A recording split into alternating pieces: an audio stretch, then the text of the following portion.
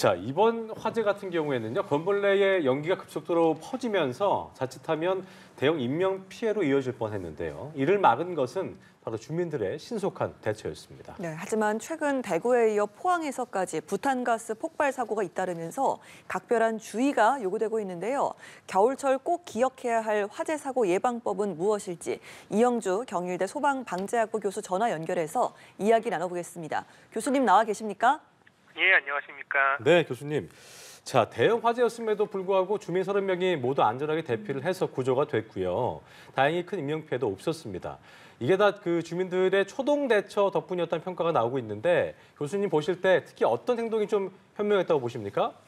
예, 사고 직후에 많은 분들이 이제 확인한 바로는 주민분들께서 초기에 화재 발생한 직후에 화재 인지라든지 그다음에 이어서 이제 후속에 대피하는 과정에서 상당히 좀 차분하게 잘 진행을 하신 것으로 확인이 되고 있습니다. 네네. 실제로 이제 갇혀있던 주민들 중에서 이제 9명은 이제 구조가 됐고요. 또 그중에 한 21명 정도는 자력으로 대피를 하셨는데 예. 대피를 하실 때도 평상시에 우리가 많이 이제 얘기했던 이를테면 이제 젖은 수건이나 휴지 같은 것들로 코와 입을 막고 낮은 자세로 신속하게 대피하는 이런 과정들을 충실히 잘 따라주셔서 네네. 대피하는 과정에서 사실은 많은 이런 인명피해가 발생하기도 하는데요. 여기서는 모두 다 잘 대피를 하신 것으로 그렇게 확인이 됐습니다.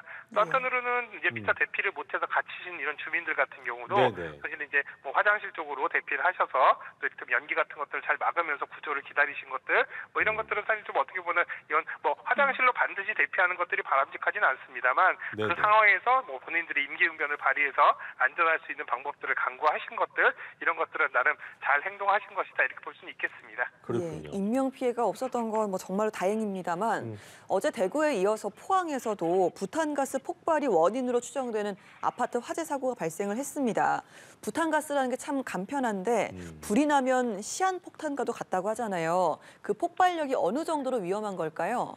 예, 실제로 이제 부탄가스 통 자체가 폭발하는 경우에 네네. 가스가 이제 폭발하는 한마디로 빠져나오는 폭압에 의해서 상당히 물리적인 어떤 충격들이 가해지게 되는데요. 실제 일반적인 공기 대기 압보다 많게는 한 10배 이상 강한 이제 물리적인 충격이 가해지기 때문에 예. 창문이라든지 문 혹은 가구 같은 것들이 이제 손상되거나 혹은 또 이런 폭압에 의해서 또 화재가 발생하는데 화재가 좀 더 빠르게 확산되는데 기여하는 이런 상황들이 발생할 수도 있거든요. 예. 그때는 어쨌든 간에 폭발 자체에 대한 폭압 또 그리고 화재로 이어지면서 이 가연성 가스에 대한 어떤 연소성이라든지 또 폭압에 의해서 빠르게 확산되는 어떤 위험성들 이런 것들을 본다면 화재는 굉장히 취약하고 잘 관리가 돼야 되는 이런 이제 제품이다 이렇게 보시면 될 것 같습니다. 예, 특히 대구 아파트 화재 같은 경우는 베란다에서 가스버너를 이용해서 곰탕을 끓이다가 불이 났지 않습니까?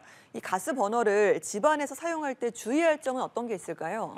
예, 휴대용 가스버너 집에서도 이제 많이들 사용을 하시게 되는데요. 예. 이제 가스버너 사용할 때 많이 이제 문제가 되는 것들이 사실 이제 많이 들어보셨겠습니다만 이제 과대불판이라고 해서 화구보다도 훨씬 큰 냄비라든지 혹은 또 이제 불판 같은 것들을 사용하게 되면 예. 이 불판이나 냄비의 이제 열들이 이 가스통 위쪽으로 그대로 전달이 되면서 가스를 이제 뜨겁게 만드는 상황이 되거든요. 가스통을. 그러면서 이제 가스통이 이제 아마도 열에 노출되면서 폭발하는 상황들이 발생하기도 하고요. 그렇기 때문에 사실 이제 과대불판을 사용하거나 오랫동안 장시간 이렇게 사용해서 이런 부분들 가스통이 뜨거워지는 부분들 항상 이제 유의를 하셔야 되겠고요. 네. 기본적으로는 이제 가스 버너 같은 경우도 이제 대부분 이제 바깥 지금 이번 화재처럼 베란다라든지 다른 장소에서 이제 오랫동안 끓이기 때문에 한번 켜놓고 이런 것들을 이제 잊어버리시는 이런 상황들이 잠시 이제 까먹으시는 경우들이 맞아요. 있는데 네네. 이러다 보면은 사실은 이제 다 조리 중에 화재 발생하는 것 중에 가장 부주의에 의한 화재가 가장 많거든요. 그렇기 때문에 이런 것들이 다 쫄아붙거나 아니면 이제 과열되면서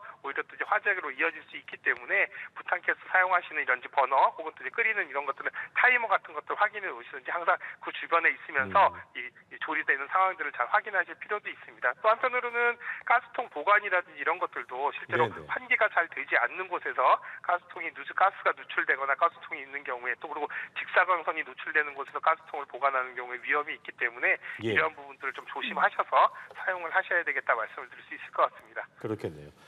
자, 최근 5년간의 화재 통계를 좀 보면요. 겨울철 화재 발생률이 가장 높았는데 특히 겨울철에는 전열기구 사용 등이 급증하기 때문에 화재 위험이 좀 높잖아요.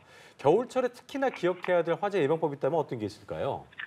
가장 많은 대표적인 것들이 말씀하신 대로 전기, 장판이라든지 또 전열기, 전기를 이용해서 열을 발생하는 난방기구들인데요.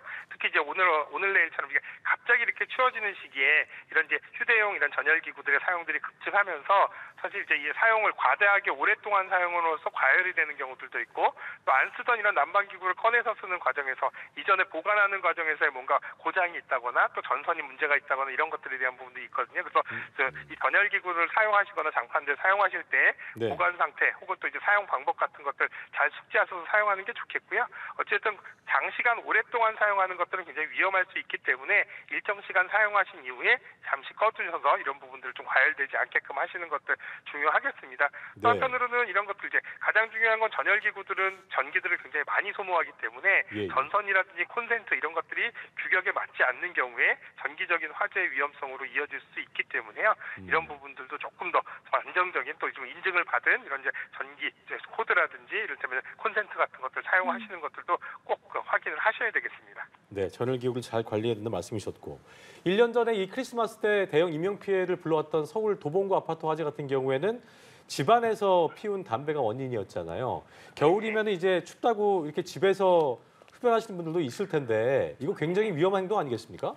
예, 사실은 뭐 최근에는 아파트마다 이제 집에 안에서 담배를 피지 말라라는 이런 경고 문구도 많이 이제 안내 문구들도 있는데요. 사실 단순히 이런 이제 사용 환경적인 측면뿐만 아니라 화재 위험성 측면에서도 실내에서 담배를 피우는 경우 또 집에서 담배를 피우고 이제 담배꽁초라든지 이런 것들을 제대로 불씨 관리를 안 하는 경우에 사실 화재로 이어지는 이런 가능성들. 여기서 많은 분들이 요즘 누가 집에서 담배를 피우나 하겠지만 아직까지도 이 아파트 혹은 공동주택에서의 화재 원인 중에 두 번째로 많이 발생하는 게 이제 담배불이거든요. 그렇기 네. 때문에 예. 이런 부분들 관리 잘 하셔야 되겠고요. 또 외부에서 흡연을 한다 하더라도 지정된 흡연 장소에서 정확하게 담뱃불을 처리 안 하는 경우에 사실 이런 것들도 화재로 이어지는 가능성이 더 많습니다. 그렇기 때문에 그렇군요. 실내 가리지 말고 피운 담배 이런 불씨 관리 같은 것도 잘 끄는 것들 습관화하시고 좀 주의하셔야 되겠습니다. 네, 예. 알겠습니다. 말씀 여기까지 듣겠습니다. 교수님 고맙습니다. 고맙습니다. 예, 감사합니다. 네. 이영주 경희대 소방방재부 교수와 이야기 나눠봤습니다.